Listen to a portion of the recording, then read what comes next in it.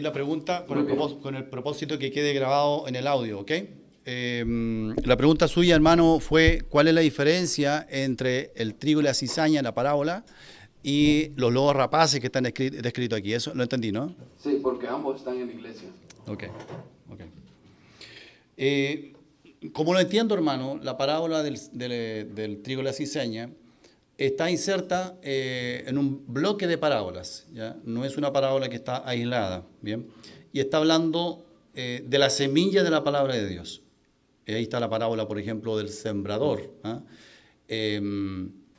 Y el Señor está hablando en esa parábola del trigo y la cizaña, y lo que está destacando en ese conjunto de parábolas es la reacción que los seres humanos, incluyendo los creyentes, pero la reacción que los seres humanos estamos teniendo a la palabra de Dios. Eso es lo que está explicándose a través de esas parábolas. Y específicamente cuando llega la parábola del trigo y la cizaña, el Señor a través de esa parábola está diciendo que en el reino de Dios, va a ocurrir un fenómeno. Va a ocurrir el fenómeno que cuando se siembra la palabra de Dios, van a haber personas en quienes esa palabra de Dios va a producir fruto. Es decir, un fruto de adentro, un resultado real de nuevo nacimiento, real, conversión a Cristo. El Espíritu Santo obró en esa persona y pasó de la muerte a la vida. Y eso se traduce en frutos para Dios, es decir, se traduce en un trigo, en una varita de trigo que produce el grano, ¿ya? Y el grano de trigo en la vida del creyente, el fruto, es todo lo que Jesucristo hace en la vida del creyente, no en lo que aparenta, sino el fruto que viene de adentro, porque Cristo lo produjo en ti por la palabra de Dios, que nació realmente en un creyente. Es decir, hay fruto. Pero lo contrasta con aquella varita que aparenta ser varita de trigo, pero no es varita de trigo, ¿ya? Pero que aparenta muy bien ser varita de trigo. El tema planteado ahí es la apariencia de ser hijo de Dios, o la no apariencia, o no ser hijo de Dios realmente, es la apariencia. Entonces, cuando le dicen en el relato de la parábola al dueño del campo, vienen los siervos y le dicen, Señor, le dicen, ¿y acaso que tú no sembraste buena semilla en tu campo? Porque siembras la semilla, esperan un poco de tiempo, crecen las varitas de trigo y de cizaña entre medio, crecen, ¿ah? Tienen el campo así alto, lleno de trigo y de cizaña, pero que aún no produce nada de fruto el trigo, están las varas levantadas, ¿ah? Pero los que saben un poco de ese mundo, yo no soy experto, lo averigüé, pero los que saben un poco de ese mundo, saben que el trigo y la cizaña crecen a diferente altura, tienen las varitas, por decirlo así, unas son más altas que las otras. Entonces, los siervos de este dueño del campo miraron el campo y se dieron cuenta que estaba así. No era un campo parejo de puras varitas de trigo. Era un campo disparejo donde había trigo y cizaña, trigo y cizaña, trigo y cizaña. ¿Ok? Ese fue el fenómeno. Y van donde el dueño del campo y le dicen, Señor, le dicen, ¿acaso no sembraste buena semilla? Mira el campo. Con esa pregunta ellos no estaban cuestionando al dueño del campo. No es el afán de la pregunta. Cuando uno la lee, la entiende. No es el afán de la pregunta de ser burlesco, de decirle, mira lo que hay, y ¿sembraste buena semilla o realmente tus semillas son medias fraudulentas? ¿O tienes contaminado tu bodega de semillas? Ellos tenían unas bodegas con sacos con semillas. Entonces el dueño de ese campo sabía a ciencia cierta que lo que él había sembrado era la semilla correcta. No había sembrado cizaña. Entonces con esa certeza le dice a su siervo, no fui yo, fue el enemigo. Yo no tuve ni un problema en que yo tengo certeza que lo que yo sembré fue buena semilla. No tengo dudas en eso. Tengo tanta certeza que te puedo asegurar que fue el enemigo. Yo no lo vi, pero te lo puedo asegurar porque yo tengo certeza que yo sembré la buena semilla. Entonces le dice, esto fue obra del enemigo. Entonces los siervos ya quedan más tranquilos respecto al origen del problema. Y entonces le proponen, le dicen, ¿quieres que vayamos y arranquemos las espigas de cizaña? ¿Se podía hacer eso? Claro que sí, porque por esta diferencia que yo les digo. No recuerdo cuál era más alta que la otra, pero tienen diferencia de altura. ¿Ok? Entonces, claro, van al montón de varitas, todas ya paradas en el campo, y ellos podían darse el trabajo de ir una por una. Esta no, esta no, esta no, esta no. Entonces, el dueño le da una respuesta muy significativa. Le dice, no hagan lo que me están diciendo. No quiero que se vayan al campo a sacar ninguna cizaña. ¿Por qué? Porque no vaya a ser cosa que arrancando cizaña pasen a llevar el fruto. Era lógico, porque el campo está lleno de trigo con cizaña entre medio. ¿Y qué tenían que hacer ellos para poder arrancar la cizaña? Pasar a través del trigo. Con el trigo que está naciendo, no estaba desarrollado, no era época de cosecha. Entonces pasan a través del trigo, ¿y qué es lo que hacen? Aplastan matas de trigo entre medio. No a todas, pero unas pocas. Iban a tener cuidado, pero era imposible que no pasaran a llevar el trigo. Entonces el dueño le dice, no lo hagan. Y toma una decisión mucho más sabia. Por tanto, ¿qué es lo que tenía en su preocupación el dueño del campo? ¿Qué es lo que le interesaba? Y ahí está la enseñanza de la parábola. ¿Qué es lo que le interesaba al dueño del campo? Que es el dueño de la semilla, que es Cristo. ¿Qué es lo que le interesaba? Le interesaba el fruto. Y eso es lo más que él cuidaba, el fruto de la siembra de su palabra. Porque el trigo con certeza iba a producir fruto y la cizaña no, con certeza no lo iba a producir. Entonces lo que él está diciendo que en el reino de Dios, que está también la iglesia, en el reino de Dios existe lo mismo. Existen personas que nunca se llegan a convertir a Cristo y que están en medio de nosotros, pero que ni yo ni tú podemos saber quiénes realmente son. Porque la conversión es algo interno del corazón, del alma. Lo único que podemos distinguir, así como los siervos, es el fruto. Y la apariencia por fuera, la apariencia. Pero en apariencia los seres humanos somos expertos en pasar por trigo. Expertos. Simulamos muchas cosas por fuera, en apariencia. Si hay que vestirse de una cierta manera, me visto. Si hay que hablar de cierta manera, hablo. Si tengo que asistir a ciertas instancias o reuniones, asisto. Y sucede inconscientemente, no es que la persona sea per se mala, simplemente que no es la semilla la que está creciendo. Entonces lo que la parábola del trigo y la cizaña está destacando no es la existencia de lobos rapaces, sino la existencia de que en personas la palabra de Dios no ha producido el fruto de conversión. Y son personas que están en medio de nosotros y que nosotros les llamamos hermanos. Y esas personas, el Señor no nos manda a decir, tú pareces pero no lo eres, fuera. No nos manda a hacer eso. Lo que nos manda es esperar el fruto. Y el fruto no es la apariencia por fuera, el fruto es lo que sale de acá adentro y que está puesto en la Escritura en muchísimos lados, digamos. Que uno de ellos es el fruto, por ejemplo, del Espíritu Santo, que el Espíritu Santo lo produce en ti. Por tanto, no está hablando de que de esa cizaña aparece un lobo rapaz que devora, o dar a entender algo del estilo, que devora al trigo. No es ese el sentido, hermano. El sentido de que lo que está hablando aquí ya es una amenaza, una agresión directamente a la iglesia. La cizaña no necesariamente es una agresión, es simplemente algo que está en medio nuestro, pero que no es. Y que el Señor dice, no te dediques a sacarlo. El trabajo del liderazgo no es dedicarse a sacar la cizaña. El trabajo del liderazgo es a esperar el fruto, mirar el fruto, observar el fruto. No observar la apariencia que lo hace parecer trigo, sino esperar el fruto de Dios en la vida de ese hombre o esa mujer. ¿Y quiénes tienen que hacer eso? Obviamente el liderazgo de la iglesia tiene que estar clarito cuál es el fruto que se espera de una persona que se convirtió a Cristo. Y el fruto no es lo que está por fuera, es lo que nace de adentro, que es obra del Espíritu Santo. Lo de afuera lo podemos imitar, lo de adentro no. Eso un poquito, hermano, no sé si responde un poco a su consulta. Perdón, entonces el lobo rapaz es cristiano o no es cristiano que está ahí. No sabemos. Puede ser, hermano, puede ser, pero no sabemos. ¿Por qué no sabemos? Porque la Biblia no nos manda a hacer esa discriminación en ningún lado. De decir, este es cristiano o este no es cristiano. Pero no es cizaña en el sentido de la parábola del sembrador. ¿Entiendes? Ok.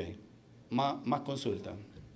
Sí, con respecto al puntito que acaba de tocar, y apenas hace unos 15 minutos también se habló de un personaje que estaba dentro de la iglesia en Chile, dando problemas al predicador. Creo que Sí. se tomó la decisión de que o cambiaba o se iba. Uh-huh. Prácticamente cuando le decimos, cuando la ponemos entre la espada y la pared, es como que lo estemos sacando. Y ahorita usted acaba de decir de que la cizaña hay que dejarla, no hay que sacarla, no hay que cortarla. Porque está bien claro que si un hermano dentro de la iglesia sirve de tropiezo, Dios lo va a cortar. Dios puede cortar a una esposa que esté sirviéndole de tropiezo a su mismo esposo en el servicio, en la obra. Yo soy testigo de eso, pero también fui testigo de una persona a la que corrieron de la iglesia porque podía ser cizaña. Y en este país es bien delicado llegar hasta ese punto, hay que pensarlo bien, porque esa persona llevó al cuerpo de ancianos ante las autoridades, y en este país está la famosa palabra demandas. Entonces esa persona tuvo que llevar a las autoridades, demandó a la iglesia, pero no solo eso, sino que la persona que se va algunas veces arrastra a un grupo de hermanos y daña todo. Entonces, siempre me pregunto, ¿hasta qué punto podemos llegar para poder expulsar a un hermano o seguir con esa persona ahí, que Dios sea?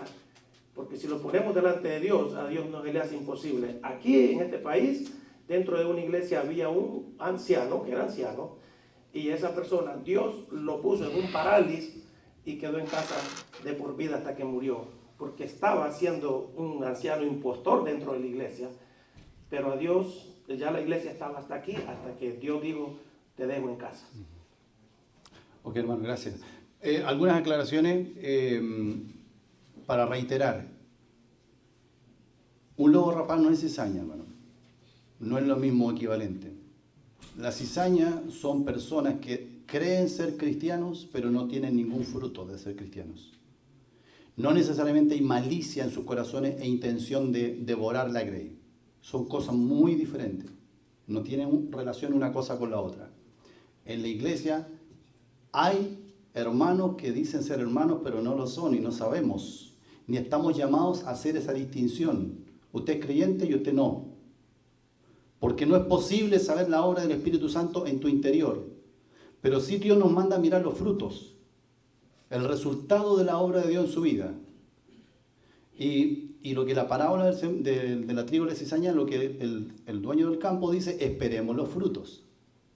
Por tanto, cuando hablamos del contexto de esa parábola, claro, no es lo mejor andar arrancando la cizaña. No es lo que el Señor nos manda.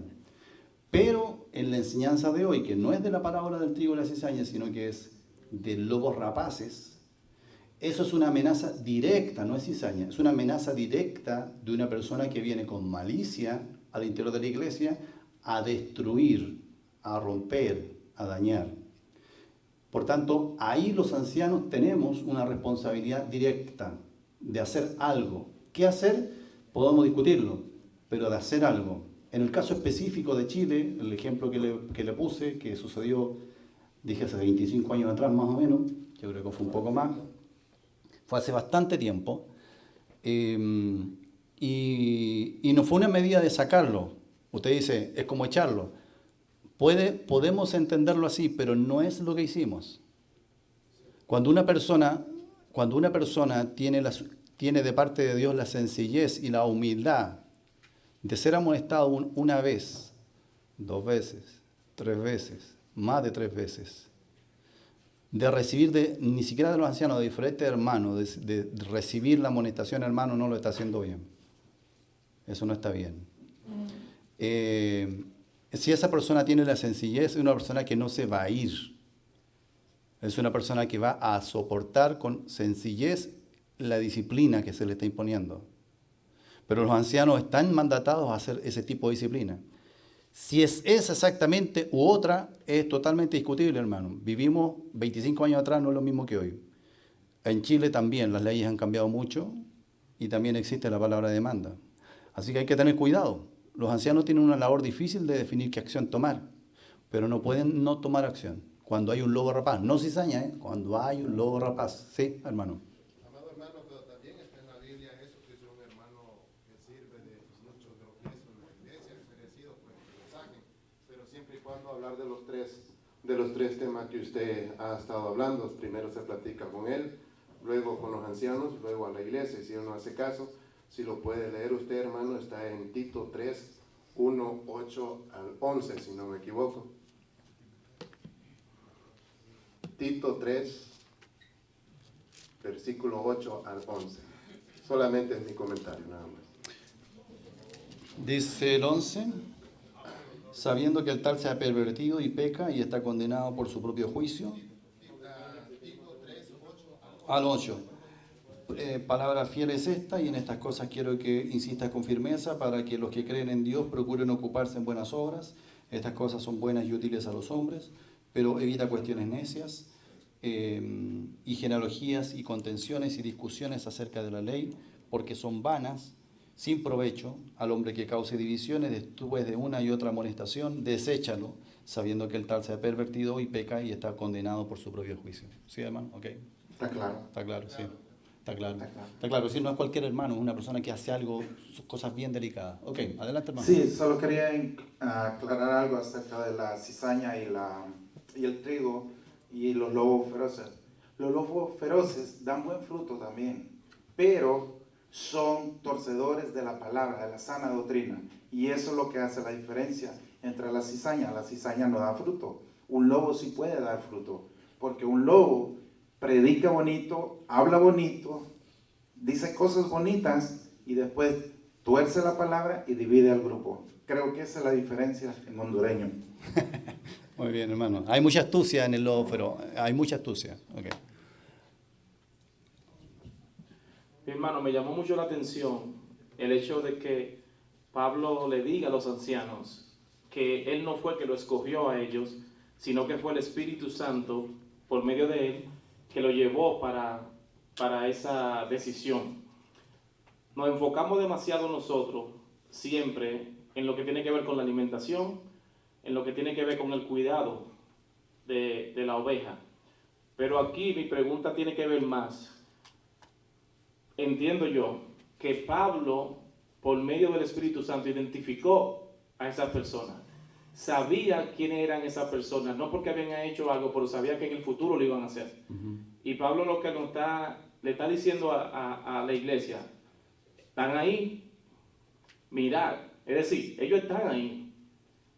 La pregunta mía es, si nosotros identificamos a una persona en la iglesia que de alguna manera u otra, doctrinalmente hablando, tiene una enseñanza que no va de acuerdo con lo que nosotros predicamos, ¿cuál sería la manera en la que nosotros podemos acercarnos a él y corregirlo, o esperar tal vez que él predique, que haga eso, que lo enseñe? ¿Cómo usted se manejaría en ese sentido? Bueno, gracias, hermano, por la pregunta. Usted sabe que lo mencioné varias veces. En la iglesia hay muchos ministerios de diferente índole. Muchos hermanos se especializan en servicios que uno a veces no se imaginaría que pueden existir. Pero de todos los servicios en la iglesia, de todos los ministerios en la iglesia, por lejos el más relevante para el sustento de la vida de la iglesia es el ministerio de enseñanza. Si nosotros nos imaginamos una iglesia, solamente por el ejercicio de imaginarnos una iglesia en donde no se enseña absolutamente nada de la Biblia, por la razón que sea, nada. Es decir, la Biblia es un libro que lo tienen ahí de respeto, nada más. Si es que alguien lo lee, pero en realidad lo importante no es la Biblia. Ese grupo de personas pasan a ser un club social en ese mismo instante. Un grupo de personas que se llevan bien y que hacen actividades juntos. Se van a Pine Butch a unos retiros de familia, se reúnen los líderes de ese club social un fin de semana y le llaman retiro de ancianos, son un club social. Pero la enseñanza de la palabra de Dios es el ministerio por excelencia, por lejos más relevante en la iglesia. ¿Y por qué es así? Porque es de la palabra de Dios que se desprende todo en la vida congregacional. Es a través de la enseñanza de la palabra que aprendemos la doctrina de Cristo, partiendo por la doctrina de la salvación, comenzando por esa doctrina. Pero hay mucha más doctrina de Cristo que tiene que ver cómo se sigue a Cristo, cómo se vive a Cristo en una vida de un creyente en Jesucristo. Por tanto, cuando hablamos de una persona que está ingresando en el ministerio de enseñanza, ya sea está discipulando personas en la casa, está enseñándole a alguien de manera personal, pero ya de manera regular, hay que echarle un ojo, siempre. Esa es mi respuesta, hermano, es decir, siempre que los ancianos pueden descuidar ministerios, pero hay uno que no lo tiene que descuidar, es de enseñanza. Ahí tienen que gastar sus balas, decimos. Si tienen muchísimo tiempo, agreguen más ministerios a los cuales van a observar con detención. Pero si el tiempo escasea, como es obvio, ese ministerio no lo suelten. Tienen que estar mirándolo. No quiere decir que sean los únicos enseñadores o que se transformen en los dictadores de la enseñanza. No quiere decir nada de eso. Significa que con amor, con paciencia, con misericordia, con visión, pero con cuidado, miran el ministerio de enseñanza, siempre. ¿Sí? La pregunta es, ¿por qué si Pablo sabía quién era, no hizo nada? Si sabía quiénes eran quiénes. Los que se iban a levantar. No. Él entiendo yo, él sabe, porque él está hablando de entre vosotros. Él tiene una idea, y yo lo que pienso en mi mente, que él sabía quiénes eran, pero parece que todavía no se habían levantado. No, lo que yo entiendo, para corregir un poquitito ese entendimiento del texto, hermano, lo que yo entiendo del texto, cómo está construido originalmente el texto, es que Pablo no sabía quién era esa persona. Él está hablando de una situación futura, no de algo que está en desarrollo en este instante. Es en el futuro que se van a levantar de entre ustedes. Es más, dice, cuando yo ya no esté. ¿Ah? Exacto, cuando yo ya no esté. Es decir, él no tenía idea de quiénes eran. Ni siquiera está asegurando que estén ahí presentes. Sí. Claro, Pablo fue siempre muy responsable y a los falsos maestros lo mencionó con nombre y apellido. Eso no es, creo que sobre eso no podemos tener ninguna reserva.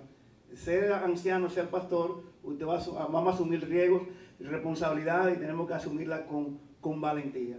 Recuerdo, llegué a enfrentar 2 personas en nuestra iglesia y le puse la opción, o te adapta a lo que nosotros creemos o te va, una de las dos. O sea, aquí no hay punto medio. Y luego terminaron yéndose. Ahora, mi pregunta es, mi hermano Marcelo, en el tiempo, en la experiencia que tú tienes allá en Chile, y ya bueno, todavía no puede evaluar aquí en Estados Unidos, en New York, la obra aquí, pero ¿cuál usted cree que es el mayor problema que tienen las iglesias vinculante al tema que estamos tratando?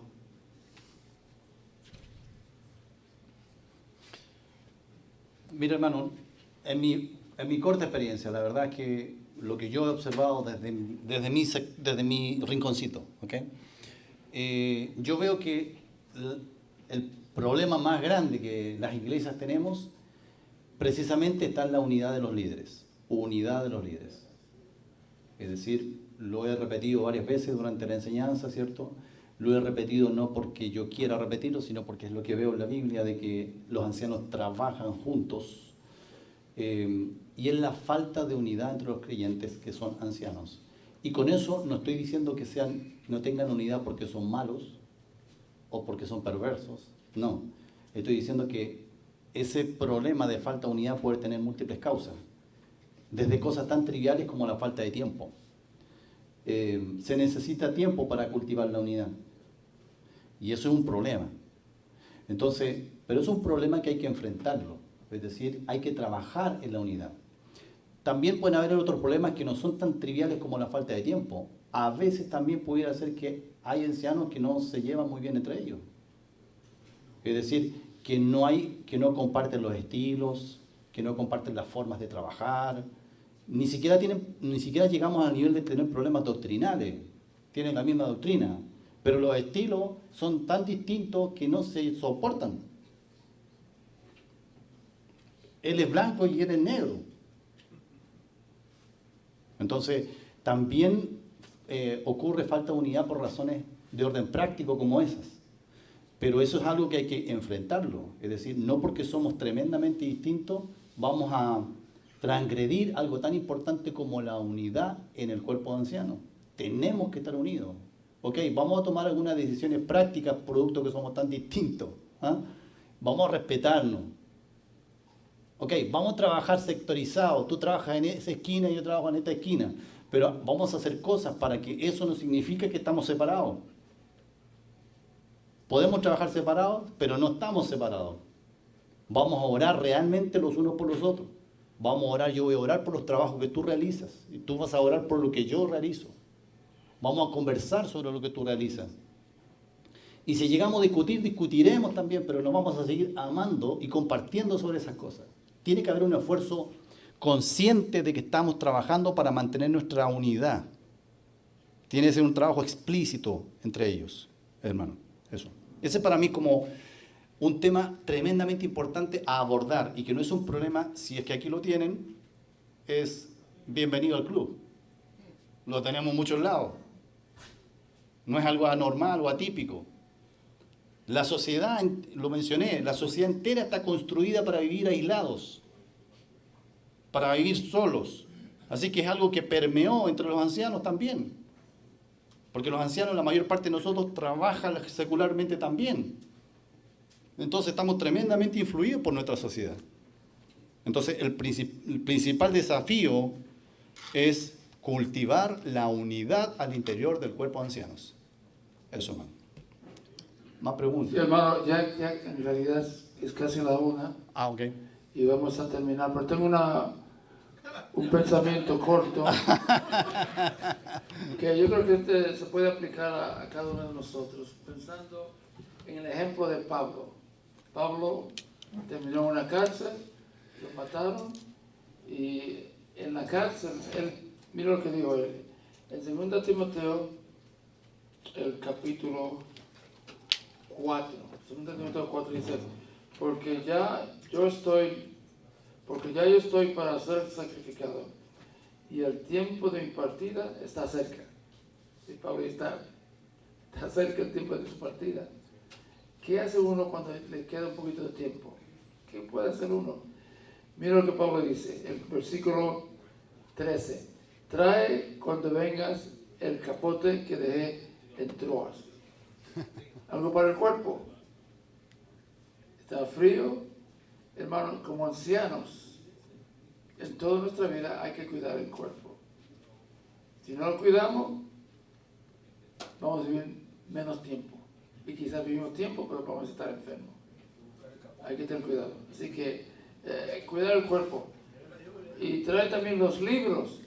Hay que cuidar la mente. Muchas veces se dice que después de high school ya la gente no lee nada. Y nosotros como ancianos, como hermanos, tenemos que seguir leyendo y leyendo, leyendo. Si no lo estamos haciendo, hay que hacerlo. Libros, y no tiene que ser completamente solo de la Biblia, pero hay cosas que uno puede aprender y le ayudan en la vida cristiana.